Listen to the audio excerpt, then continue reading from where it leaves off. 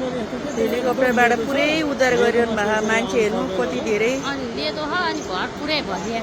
त्यस्तो अवस्था पनि देख्नु पर्यो भगवान् आज ल कत्रो बजार थियो सबै स्वाहा भएर मान्छे कसरी त्यत्रोहरू छतमा गएर कति डरायो होला कति घर थियो एउटा घर छैन पुरै हेलिकप्टरबाट उद्धार गर्थ्यो 50-वटा मात्रै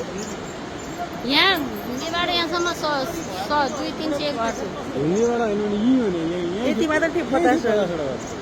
ढुङ्गेबाट यहाँ त कति नि बजार आधी जति सिद्धिछ यस्तो गरेर बिजोग के हुनला भगवान् यो अब कहिले सल्भ हुनेलाई हो हामी कहिले कहाँ हामी कसरी जाने होला कहीँ जानु पर्यो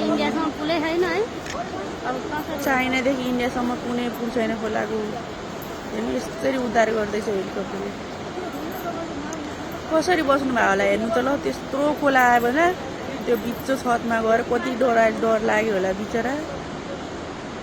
कस्तो दैविक प्रभाव पनि खप्नु पर्ने रहेछ मान्छेले यो त्रिशुली खोलाले अहिलेसम्म एउटा ढुङ्गा पनि कसैलाई ढुङ्गाले लाएर पनि मर्यो भने थाहा थिएन बाढी जत्रै आए पनि यति सेफ भएको थियो अहिले यो चाइनाको ड्याम फुटेर यत्रो बिजोग भयो हाम्रो ल हेर्नु त यहाँ साथीहरू यस्तो बिजोग छ कि के भन्नु कत्रो थियो यो बजार कत्रो थियो तुप्से बजार एउटा केही छैन बेटाती केही छैन त्रिशुली केही छैन देवीघाट केही छैन त्यहाँबाट तल बसी गल्छीदेखि लिएर सब नेपाल पुरै सोहा बनायो चाइनाले गर्दाखेरि के गर्नु जस्तो पऱ्यो नि खप्न पनि लास्टै तनावको स्थिति छ साथीहरू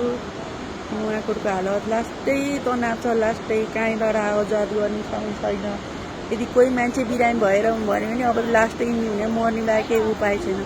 कि हेलिकप्टर चार्टर गरेर लानु पर्यो सबैसँग पैसा हुँदैन एकदम नाजुक अवस्था छ ल तपाईँहरू राम्रोसँग सुरक्षित साथ बस्नु होला जो जहाँ हुनुहुन्छ जस्तै पऱ्यो नि खप्नु परिहाल्यो गर्नु पर्यो सबैजना हजुरहरू सेफ भएर बस्नुहोस् मैले भिडियो बनाएको छु यहाँ नेटवर्क केही छैन म पछि हाल्छु हजुरहरूले हाम्रो लागि भने पे गरिदिनु होला हेर्नु यसरी मान्छे लाँदै हुनुहुन्छ तर कति बेर लाग्यो कति धेरै मान्छे हुनुहुन्छ क्या यहाँ कसरी बन्नुभयो होला भगवान् यत्रो बजार पुरै स्वाहा पहाडलाई हेर्नु त साथीहरू ल हेर्नु कत्रो घरहरू थियो यहाँ